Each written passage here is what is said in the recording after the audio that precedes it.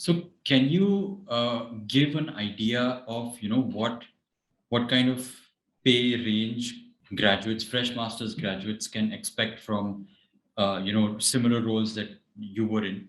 So the first thing you should do is look at the median salary for that particular state. Right. And for example, a fresh mechanical engineer on an average or a median salary of a mechanical engineer in Indiana is about.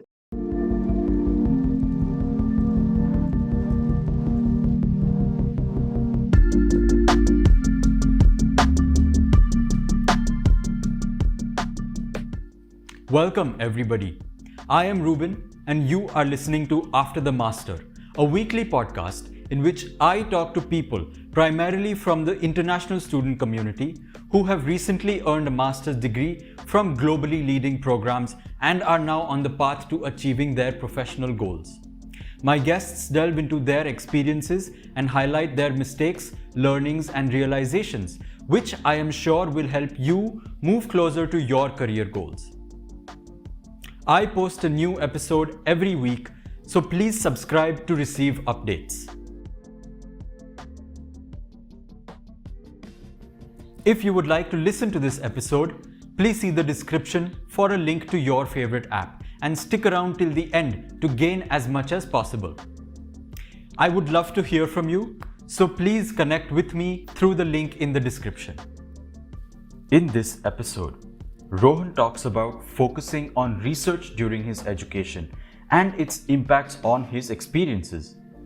Rohan also shares his reasons for taking a gap in between and how that helped him. He pursued a Master of Science in Mechanical Engineering from Purdue University, one of the best programs in the world. Okay. Hi, Rohan. How are you? I'm doing fine. Thank you. I'm so glad that you took out the time to be a part of my show, and I really appreciate it. Not a Um, problem at all. Happy to help. so to start with, can you just briefly introduce yourself? So I'm Rohan Tibrewala. I am a mechanical engineer by profession. I have shifted around in multiple roles. I've been a manufacturing engineer, operations engineer, also a design engineer, and currently I'm transitioning into a new role, and that's titled senior R&D engineer. So yeah, I've just been transitioning quite a bit, learning about new things, and I did my undergrad from VIT in Vellore, and again it was in mechanical engineering, and then I decided to come to the States to again pursue my master's, and that also was in mechanical engineering from Purdue University. Yes. So yeah, so and now, yeah, I've just been for the past 2.5 years I've been in a job, and now I'm transitioning to a different role, to a different company pretty soon. So it's actually a pretty good time for me, and I'm happy to talk about it. Excellent. Thanks, Rohan.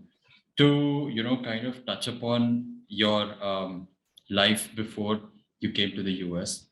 Mhm. I know that you took a year's gap, a break for a year, right?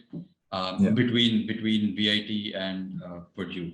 So was that like, what was your intention for taking a gap year, or was it like on purpose, or was it because of some other reason?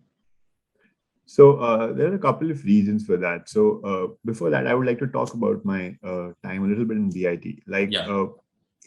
uh, when I was studying in VIT, I'm pretty sure even Ruben is aware of it. There was not a single summer that I went home. My focus has always been towards research. In the very first year during my summer, I worked on a research project with materials, and I was able to publish that within the next 2 years. In the next summer, I was visiting United States for a competition called the SAE Mini Baja competition. And again, great experience. And the summer after that, I got the opportunity of doing an internship in Canada for 3 months. And I have been able to explore the different aspects of mechanical engineering. And one of the reasons why I took a gap year was I couldn't decide what focus that I was looking for. Was it more on research side on material science, which I had been doing for a while now, or was I going to do a shift my focus more towards automobile, which I also had a little bit of experience with. So it's just that the plethora of experiences I had during my time in VIT put me in a state of mind where I wasn't able to take a quick decision of what I want to do with my career. I was also thinking about shifting to medical devices, and Yes. that has always been a shroud around me, that I have not been able to find what I want to do exactly in my career, or what I should do in order to get a path towards it. So I took that entire gap year to explore that, and the thing about a gap year is one needs to understand it does not need to be primarily focused solely on deciding on your career.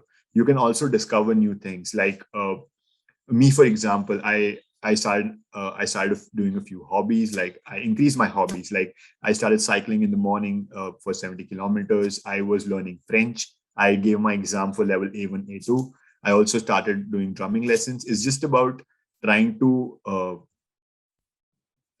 shift your mind or focus your mind on different things at the same time, so it gives you a little bit more of a perspective. And that is what I did during my gap year. And not just that, I also traveled a bit. I traveled to France. I visited a few countries, and it's just about absorbing the different cultures, what opportunities you have. It's just I took a holistic year to think about what I want to do with my career, and it just helped me make a decision regarding that. That's really interesting. And stemming from my experience as an independent or a freelance consultant for those who want to go abroad for a master's or PhD degree, what I have observed over the past couple of years is that those who have some kind of international exposure. I'm talking about Indians mostly, right? So some of my clients have gone to say Korea or Japan for an internship, or Canada for that matter, Sure. for that matter. And like you also did an internship in Canada, and you went for the Baja competition in the you went to the US for that. So do you think that kind of helped you when you were applying? So did you think that gave you a bit of an advantage? Yes, any international exposure you have does give you an advantage, because uh, I'm not sure if this is a very relevant point or not, but I do feel that people, when they're judging your resume, they want to make sure that you're able to fit in their culture as well. The Yes. more you meet with different kinds of people, and I think like not just me coming to US, even going to VIT was a huge exposure for me, because India is of course, it's a very diverse country, and people Yeah. come from all over the country, and like just talking to them, accepting them, and trying to understand where they come from, is you gain different perspectives. And yes, I do believe it did give me an advantage, because I had worked in the research facility for 3 months. So they didn't Yes. know that I would be able to cope up, and I think I did a pretty good job there. So I do believe that would have definitely given me an advantage for sure.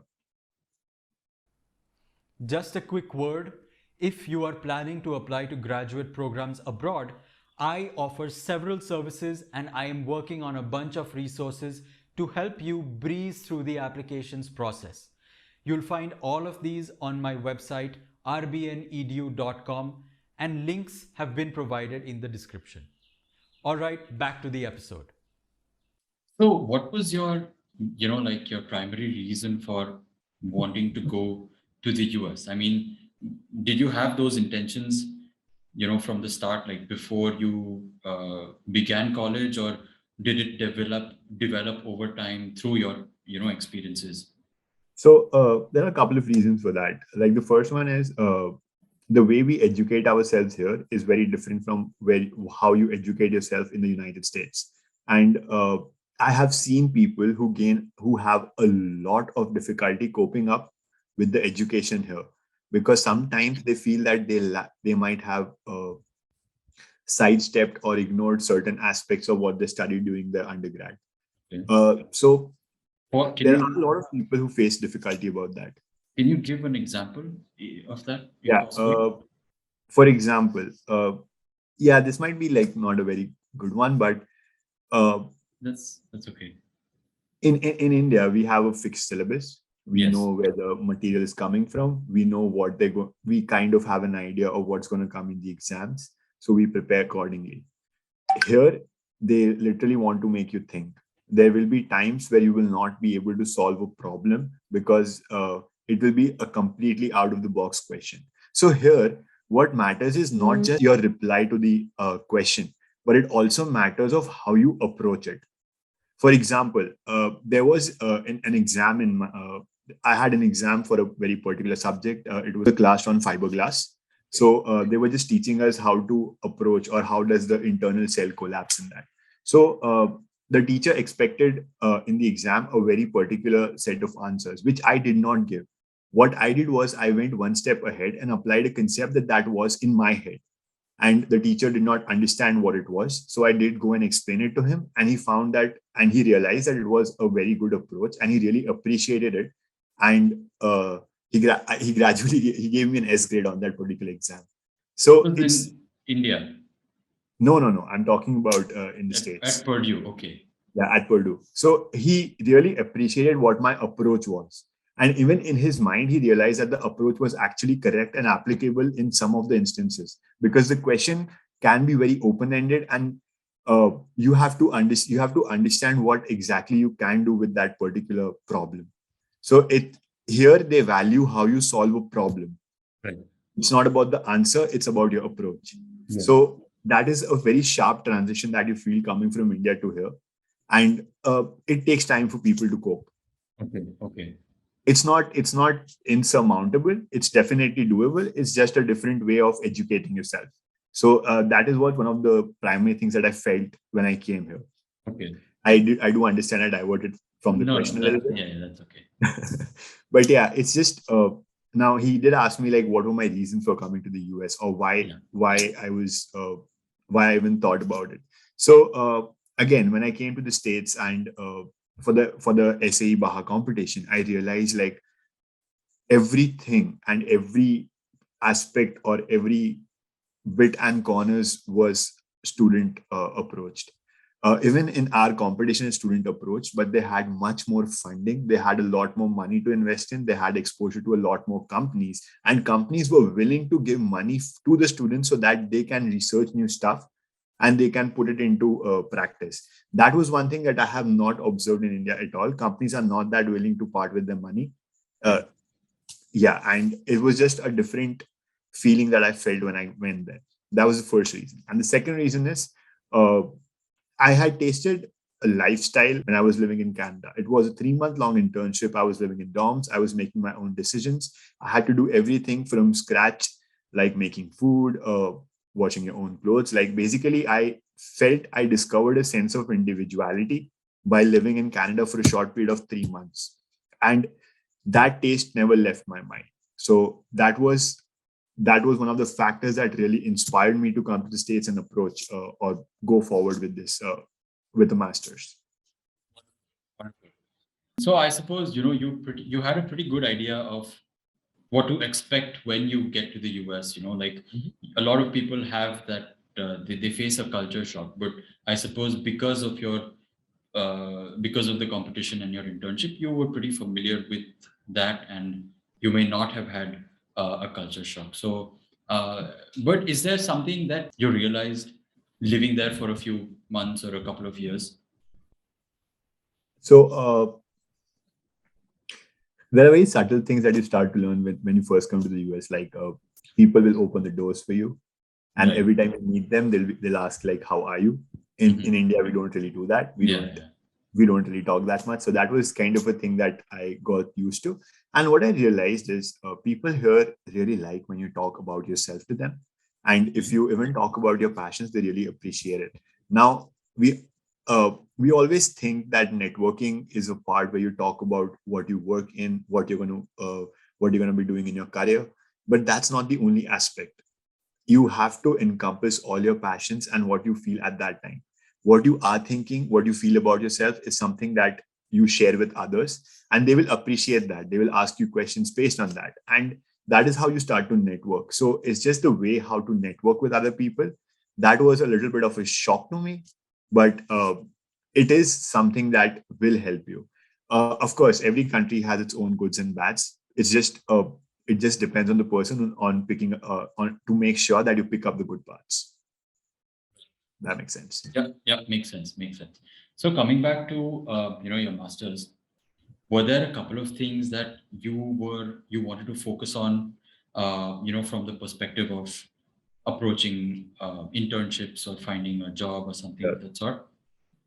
Yeah. So for me, it has been a pretty different journey when it comes to internship. So I'll be honest, I haven't done a proper internship in my life ever.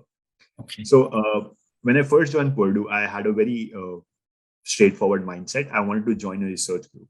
Okay. Now, Purdue for mechanical engineering, it's known as a research university, primarily for mechanical engineering. It does not even have a lot of career fairs when it comes to mechanical engineering. Okay. Although that might be changing in the future, at least during my time, there wasn't a dedicated one for my field. So my focus was always research. And at Purdue, in order to do research, you have to find a professor who's going to let you join your research group, because Mhm. automatically in the initial point you are enrolled as a non-thesis student. So Okay. you can definitely do like 30 credits of subjects and just graduate. That's also a possibility. However, I felt that I needed to do research. So the very first year of my time at Purdue was quite difficult for me because I wasn't able to uh, find a professor for my research. And there are also other couple of factors which help when you do research. For example, you'll get grants from teachers. If you do not get grants for your research, you can get a teaching assistantship through the school. So that will really help you with your financial. That will be a good financial support for you. And that was one of the things I was trying to approach the hardest, because first, I'm a very research oriented person, and second, I wanted to make sure that I do not deplete my financial resources. I mean, and just maintain it as much as I can. So even during the first year, I was just concentrating on my subjects, talking to professors, trying to schedule appointments with them, trying to talk what I want to do in the future, what kind of research I want to do, and at the same time, I was also working in a smoothie shop just to alleviate my finance a little bit. And I have to say, like, that is, even working at a smoothie shop or a burger joint, it wasn't an experience that I wouldn't want to have, because I made a lot of friends. I was able to network. It's in US, it's how you're able to talk to other people and how much you can network with them. It just makes your life, the more you network, your life just keeps on becoming a little bit more easier. I would say that.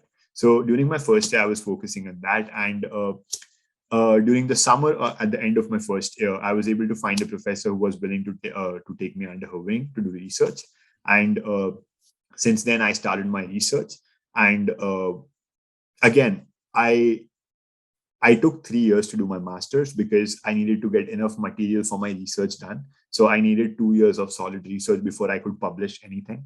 And so yeah, I was able to get research assistantships. I got teaching assistantships twice, and I was basically able to control my finances without even trying to get uh, any more aid required. So the first 1 year is the only time I used any of my previous financial resources, and then after that, I was able to self-sustain myself. So it's just a feeling of I think it's a feeling of achievement for yourself that gives you a lot of satisfaction. And yeah, I would suggest anyone who goes there, if you're not able to find a graduate assistantship or a research assistantship or a teaching assistantship, do work somewhere, because it's not just about financial resources, but it's also about networking that will really help you with your future. What stands out from your past work is the your focus on research, right? Mhm. And the question that stands out in my mind is whether you considered doing a PhD at some point, because Okay. that if you're yeah.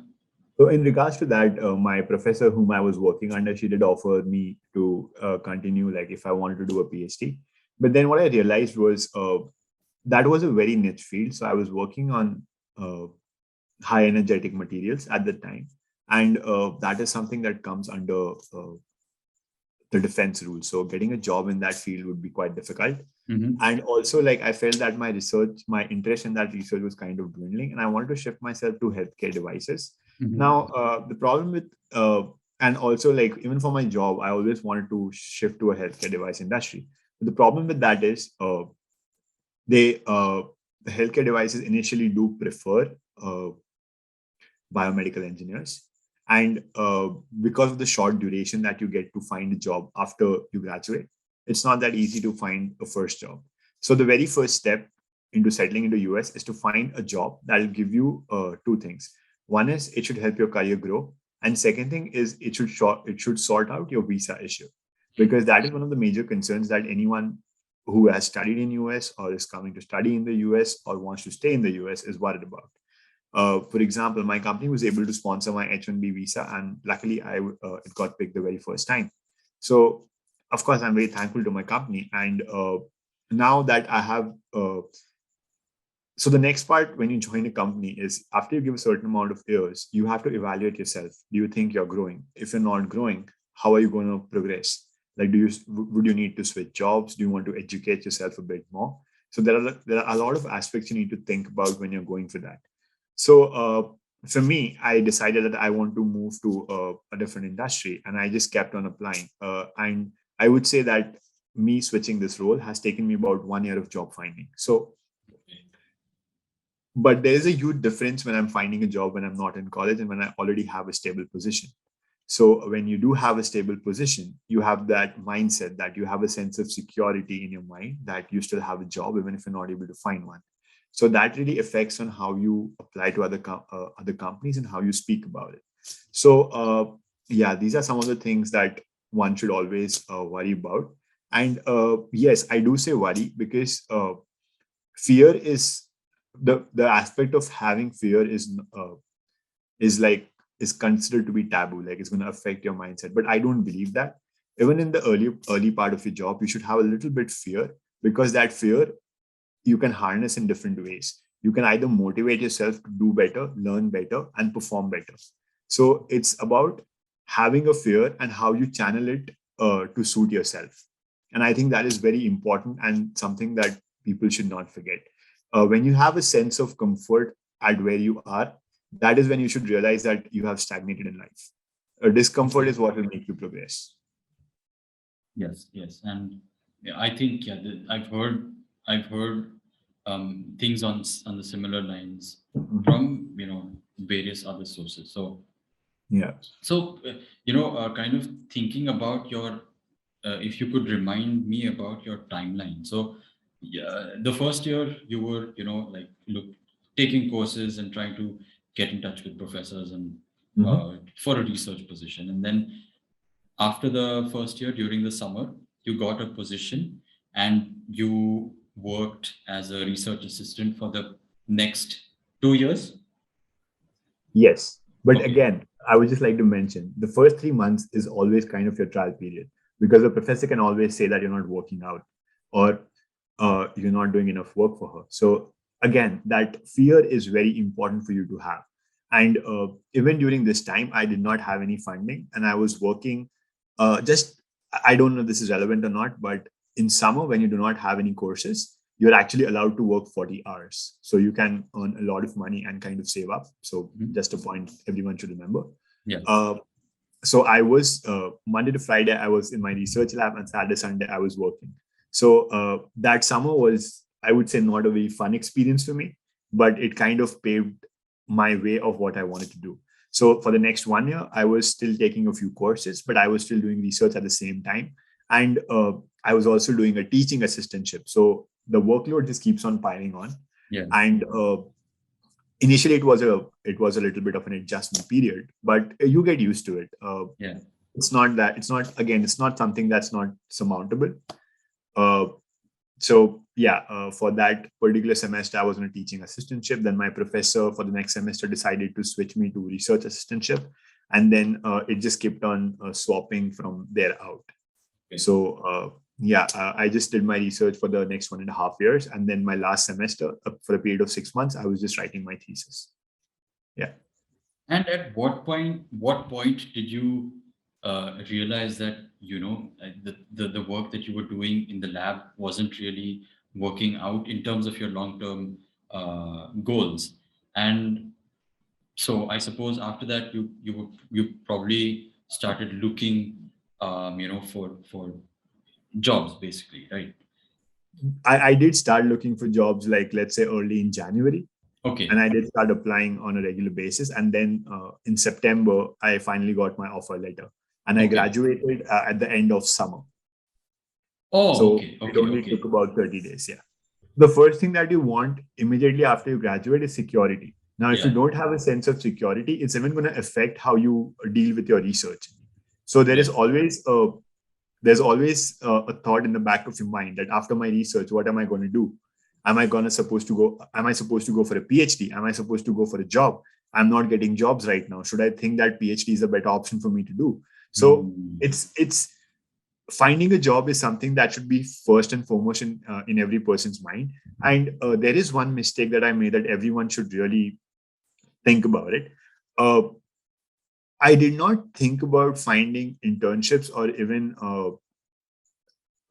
or start finding a job much sooner. Like there are friends of mine who immediately came to the States, and the first point, like from the very first day, they started working on their resumes. They applied for internships by the end of the third month that they were there. And there are a lot of people that I know who got into co-ops. Hmm. So a co-op is what one should be looking for if primarily your interest is entering the industry after Hmm. you come to the States. So Hmm. that is extremely important. You have to start from the get-go.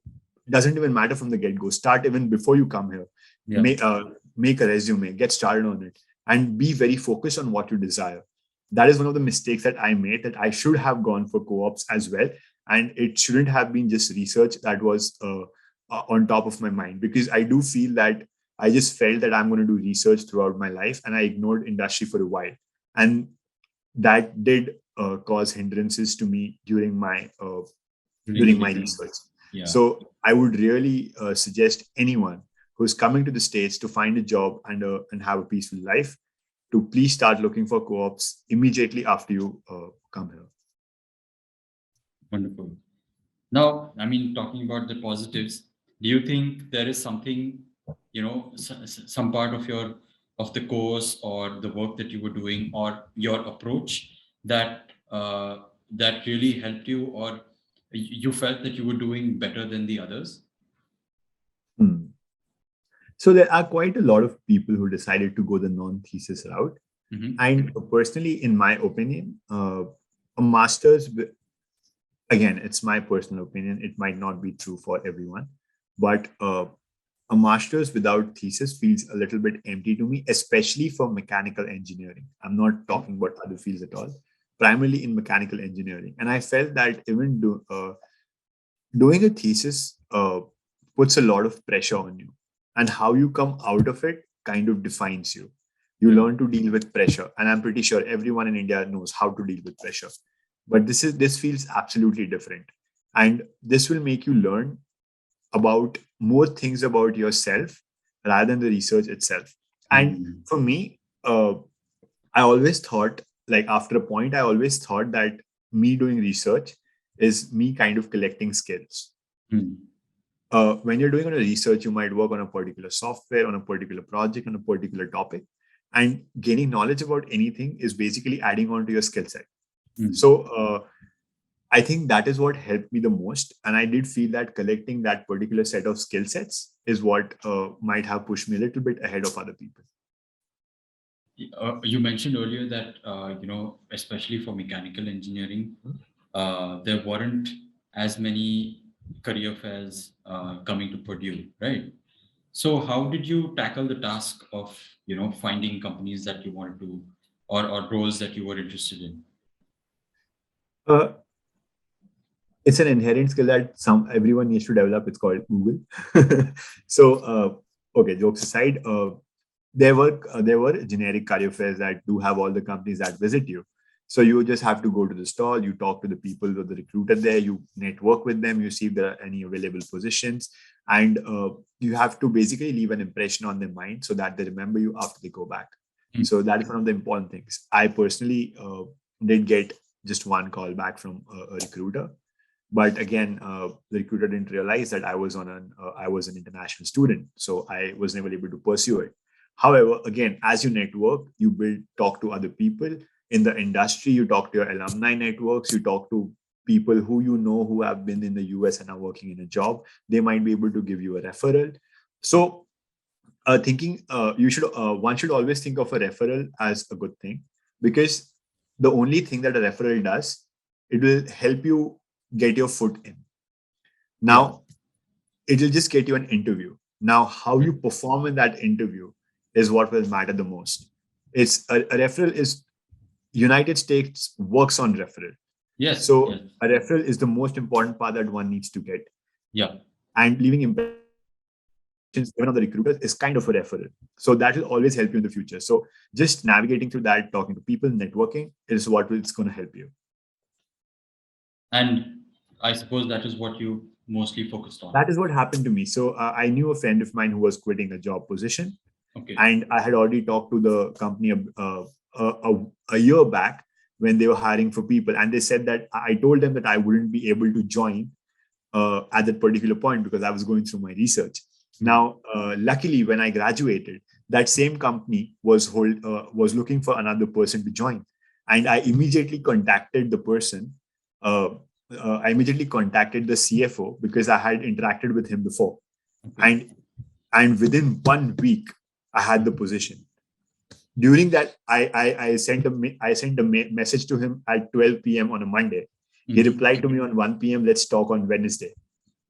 I talked to him on Wednesday. He set up another interview for me with his engineer on Friday. And Monday, I had my job offer letter. So it's Wonderful. pretty uncanny. Like, you will never realize what source or what network will work for you at a particular point.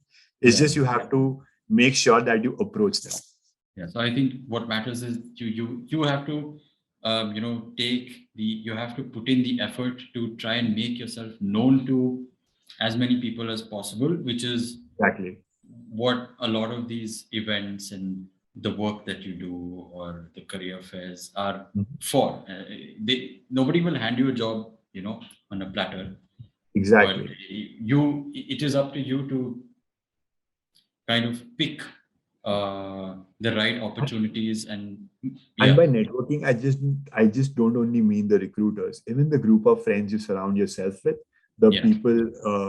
people in your same graduate program, the people who graduated 1 year in your graduate program, everything together. Doesn't matter who it is. You will never know what network or what source will work for you at a point. You just have to make sure you approach all of them and just hope for the best. And it usually does. I will be honest. I haven't heard of people not getting jobs. Yes, it's a process. It's gruesome. You might have to struggle a bit, but if you work at it, if you keep at it, you will find something that is your requirement. 100%. So can you give an idea of what kind of pay range fresh master's graduates can expect from similar roles that you were in? So the first thing that I would suggest someone is United States is very bifurcated in terms of states. Every state has its own tax rates and a different policy. So you might feel that a person in Indiana is earning only $80,000, while a person for the same role in California might be earning $140,000. Yeah. But the expenditure and the tax rate in California is much, much higher. It's not just the tax rate; it's also the housing. For example, if you decide to live in a city, you might end up paying just for parking, like which will be $200 a month. So it's just that depending on what state you're a part of, it might increase or decrease depending where you go. So the first thing you should do is look at the median salary for that particular state. Right. And for example, a fresh mechanical engineer on an average or a median salary of a mechanical engineer in Indiana is about $85,000. So as a fresher, I would be okay to accept anything that's in the range of $70 to $80,000. That is what you should expect, because a median salary also increase people on the higher side as well as on the lower side. Mm-hmm. So the best thing you can do is take a call.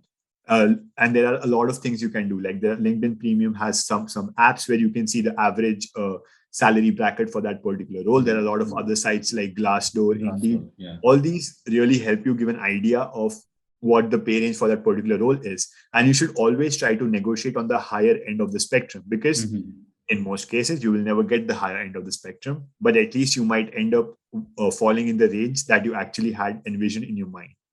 So one should always negotiate, and always negotiate on good terms.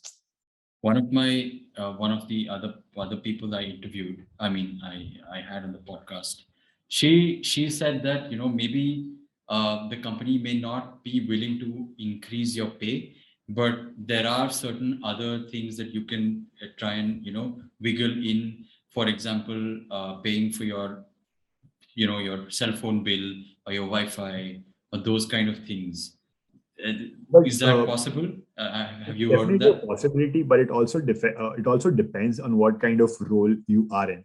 For example, if you work in supply chain management, now that is a role which requires you to travel, which requires you to be on call all the time, and so these kind of expenditure, especially for these things, are generally taken care of by the company. Now, tech companies do give you a lot of other opportunities. And by tech companies, I mean, like, if you are in a software engineering company, and those give you a lot more benefits. However, as a mechanical engineer, you do not reach to that level. You still do get benefits, in my new company, I'll be getting a very good 401k match. They have a very decent insurance program. And yes, they'll also be giving me a separate work phone, because I will be needing to talk to vendors. And also, again, it depends. It's very specific to a role, and there is a possibility that they might pay for it or they might not pay for it.